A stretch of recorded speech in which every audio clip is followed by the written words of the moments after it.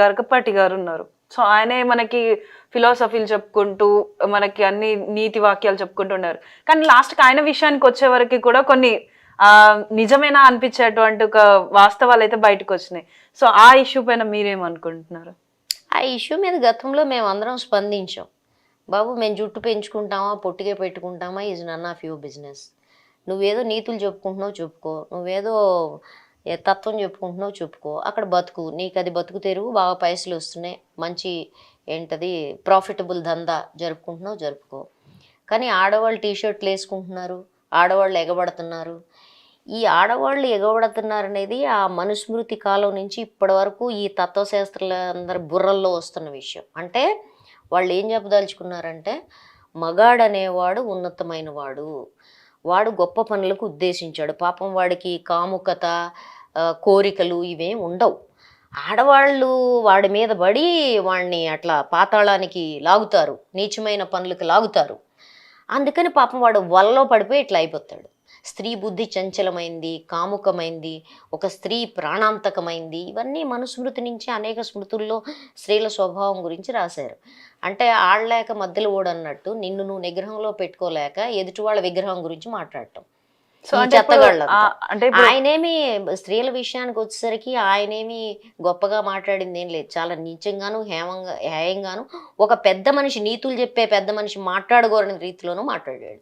అంటే ఇప్పుడు ఆయన వ్యాఖ్యల్లో ఒక విషయం ఏంటంటే ఇతను ఎవరో దర్శకుడు ఎవరో మాట్లాడాడు కదా, ఇట్లాంటి వాళ్ళ నుంచి ఇది ఎక్స్పెక్టెడ్ బిహేవియర్. అంటే వీళ్ళు ఇంతే మాట్లాడతారు, ఈ చెత్త ఇదే తెలిసిందే, ఈ చెత్త కుప్ప ఇదే అనుకుంటాం.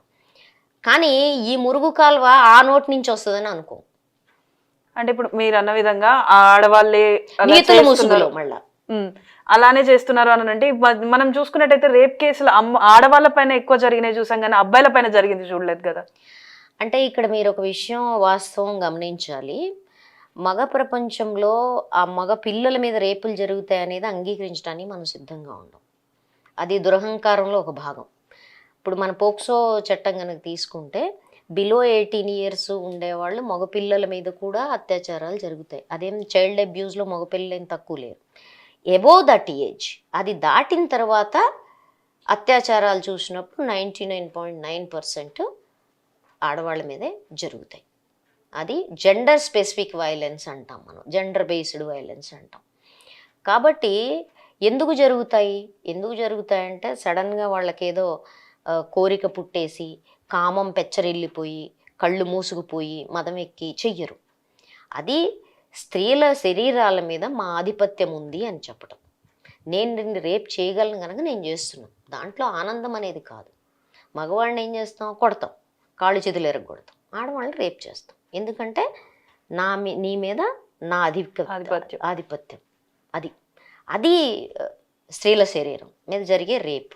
స్త్రీల మీద శరీరం మీద జరిగే రేపు ఈ ప్రకటనలకు భిన్నమైంది ఏం కాదు. రెండు ఒకే మోసలో జరిగే వ్యవహారాలు. For more videos like this, subscribe Big TV channel.